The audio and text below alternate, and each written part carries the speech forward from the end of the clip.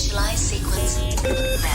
5, 4, 3, 2, 1. All systems are go.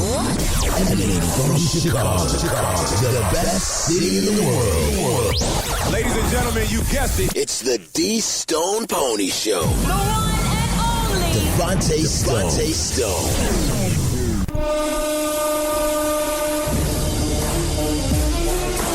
Welcome to the D Stone Pony Show. I'm Davante Stone, the Stone Pony. This guy over here, you know how I am. I'm so damn loud.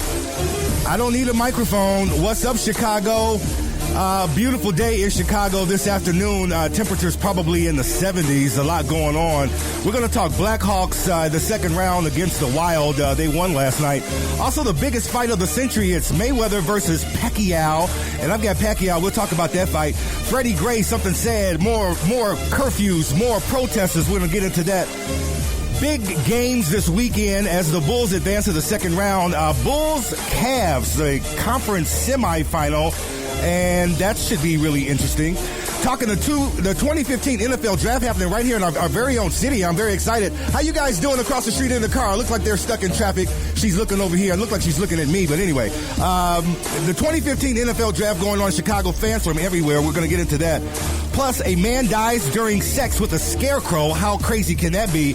And a woman from Florida stole $200 worth of meat in which she actually put down her pants. So we're going to actually get into that today. Stone Pony, Davante Stone on the D Stone Pony Show. Our lines are wide open at 312-564-7375. I'm sipping on a new beverage here. I don't know if you guys can tell. This beverage here, this is what does it look like? This is not a smoothie, but a s'mores frappuccino.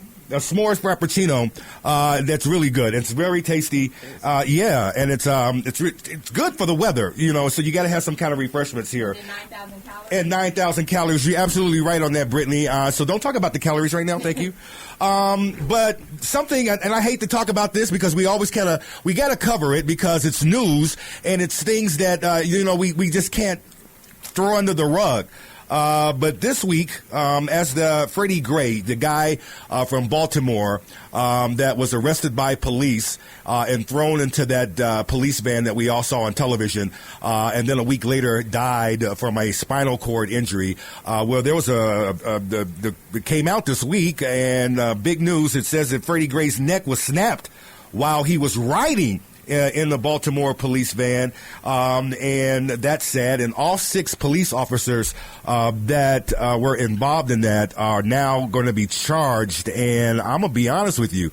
I am just so sick, Domati, and we talk about this all the time, even when we talk about the violence in our very own city of Chicago, should I say, Spike Lee's Chirac, that I'm tired of protests, okay? I'm tired of curfews.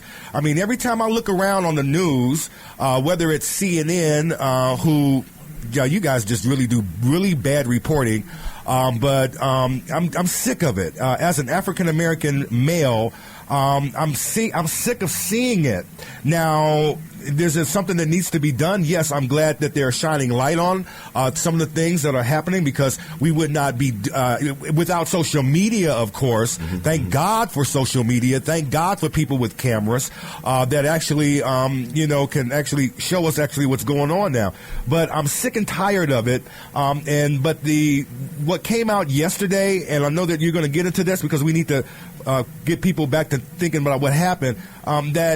Man, sometimes, when we saw that building burning, that CVS pharmacy, we saw it burning, and sometimes it takes an action to kind of to get that to get that exposure. Yes, absolutely. So fill us in and get us up to date on the situation in Baltimore, East Coast, what's happening with the whole Freddie Gray thing, all up to what's happening right now. Yeah, and I think you made a good point about being tired of it. I think the people are tired too of being profiled by police. Now, what was interesting that we heard from the Maryland State's attorney for the city of Baltimore, Marilyn Mosby, she said that the police pulled over Freddie Gray or apprehended him for no reason, with no probable cause. Lieutenant Rice, Officer Miller, and Officer Nero failed to establish probable cause for Mr. Gray's arrest as no crime had been committed by Mr. Gray. And so when you heard the reports and you talk about the poor reporting in the media, when the details started to come out early, they said that he had a switchblade. He didn't have a switchblade. He did have a pocket knife, which was legal under Baltimore law, under Maryland law. So there was no law. So among the charges of those 6 officers that are being charged, 3 of them actually Caucasian, 3 of them African American, interestingly enough. Among those charges, false imprisonment, misconduct, second-degree murder with a depraved heart, which I didn't even. Have you heard of that? I hadn't heard of that charge before. I haven't. That's a kind of a first for me too. It's showing how it's when you have second-degree murder in the second degree, and the act is so callous that they don't have to establish some sort of motive in that respect. Just the fact that you didn't really have a disregard for life for that person. So a host of things ended up happening that caused him to have his back severed. It was the rough ride that he had in the car. So essentially the case that's being made is that the driver of that police van is being charged for they didn't strap him. They didn't even put in a seatbelt. So riding with no seatbelt, being unable to breathe, that caused his back to be crushed. Lieutenant Rice, Officer Nero, and Officer Miller loaded Mr. Gray into the wagon, and at no point was he secured by a seatbelt while in the wagon, contrary to a BPD general order. So it's a lot going on. A lot of things that they did incorrectly, I think. A lot of things going on that they did incorrectly, but it's so sad, and as I this week I was catching, you guys know I watch a lot of news, so I'm watching CNN, I'm going back and forth, I'm watching MSNBC, because I like the way they cover the news, and I'm also watching Fox because you know how they cover news. So I'm watching these reports, and it was just alarming that some of the stories from the journalists that were actually, I'm going to call out some names like Don Lemon, like who this guy. Don Lemon, what are we going to do with this guy? What are we going to do with this guy? They were talking about when the reports were breaking and that those students, actually those kids that were actually going into the store to burn during Freddie Gray's funeral. They went into the CVS, and I actually watched that CVS as they were going into it and coming out. I actually watched it as it began to burn, as they had set fire to it, and as it began to burn. And if anyone knows anything about West Baltimore, that's a really deprived neighborhood, such as some of the neighborhoods that we have here in the city of Chicago, and socially and economically. You've got kids, and it all goes back to like education, having the right education, and then having just being able to have the right resources as African Americans, and then people. The unemployment rate very, very, very high. Very high. And Davante, I have to be honest with you. With this, I learned a lot about what it means to be a reporter and what it means to report the story, not the angle that you want to report. When I saw Wolf Blitzer having an interview with DeRay McKesson, it made me upset by the fact that he kept asking, I don't know if you saw this interview. In the interview, Wolf Blitzer kept asking the same question, do you think it was wrong that they were rioting? And DeRay said, I don't condone rioting, but I understand it. I understand their frustration. He asked him again, I want to hear you say out of your mouth. He said, I've never heard a reporter say, I want to hear you say out of your mouth, and they're not actually reporting on what actually happened within the city that caused this. Because what Martin Luther King said is that rioting is the language of the unheard, the voice of the unheard. When you don't feel like you're heard, that's when you have this type of situation. No, we don't condone it, but you have to understand what brought this frustration about. And also when we talk about looting in your own community, I don't know how much they own in those communities. You talk about the unemployment. Even the president said that rioting and burning these buildings down means that you're taking away job opportunities for folks. Well, these folks didn't have those job opportunities to begin with. No, they didn't, but to the president's credit, it took a while for a CVS pharmacy to even come into that neighborhood. So you have to understand that, it's almost like some of the places, like some of the Walmarts that are branching up here in some of the neighborhoods, like on 47th, for some of the neighborhoods that are like low income and, people that need assistance. So they were actually, this was really good for the neighborhood. The Chicago, it's a CVS pharmacy so that they can get supplies, so they can get the proper pharmaceuticals, and so that they can get Pampers and maybe some milk or some food items, but they burned down their whole thing. And it was the young people. These young people, most of the senior citizens, or when I say citizens, most of the seniors, the people that were grown, the adults, they were actually looking on. Remember, and we saw that one lady who came out to get her son that made national headlines. She was like, "Boy, what are you doing? You got your butt out here, boy, you better get." And let me tell you something. I applaud her because that's a real parent. That's what my grandmother and my grandfather would have done. Get your behind. What are you doing out here? Do you really realize what you're doing? Right, and right, some of right. these young people, they don't know, but they only know what we just talked about is those circumstances that they've been battling with, as kids, as adolescents, and then Right. growing up and not having the proper resources and not having people to say, hey, no, that's right. No, that's wrong. You don't do that.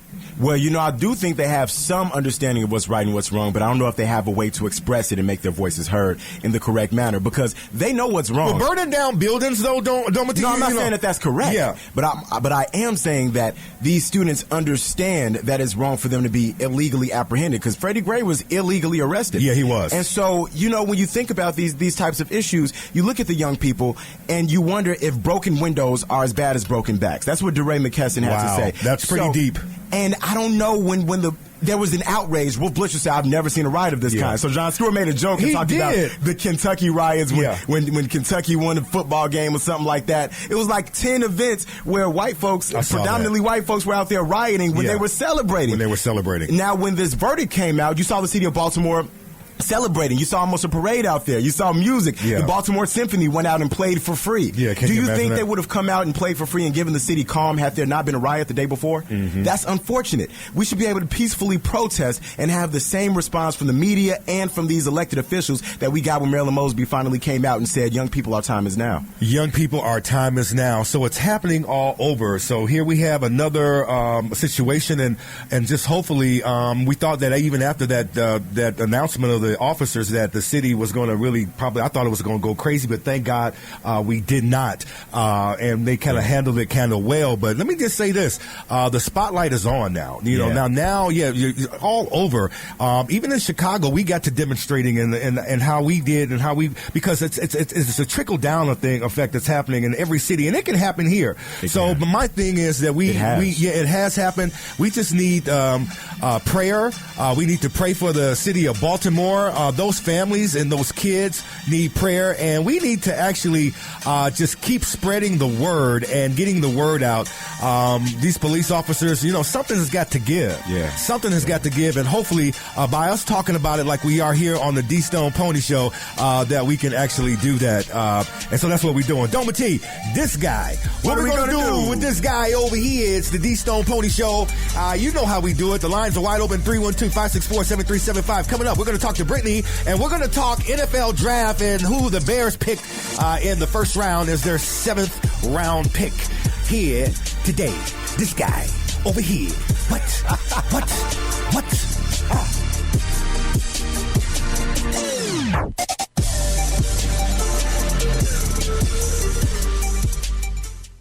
You're at the forefront of this cause.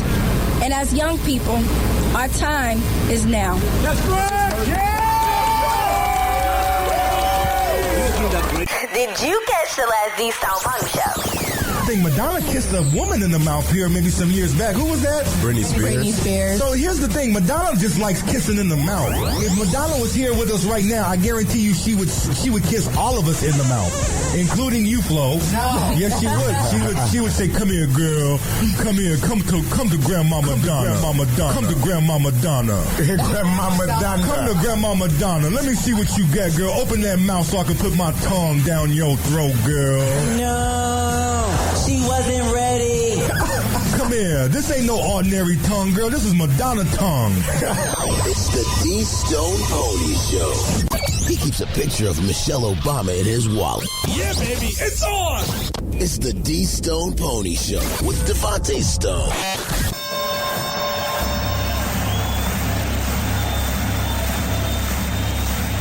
Ladies and gentlemen, welcome to the main event.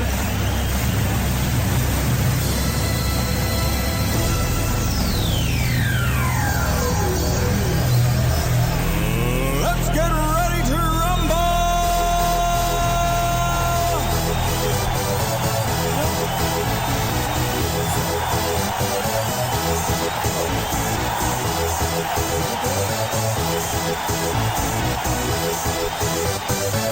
Y'all ready for this?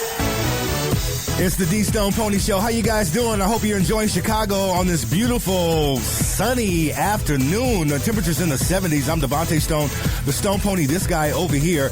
And the 2015 NFL draft going on in the city. And I've never seen it like this before. And now I know how New York fans love it when the draft is in New York, because here it's our first time. And I just can't get over how they came and set up. I remember actually seeing them set up last week.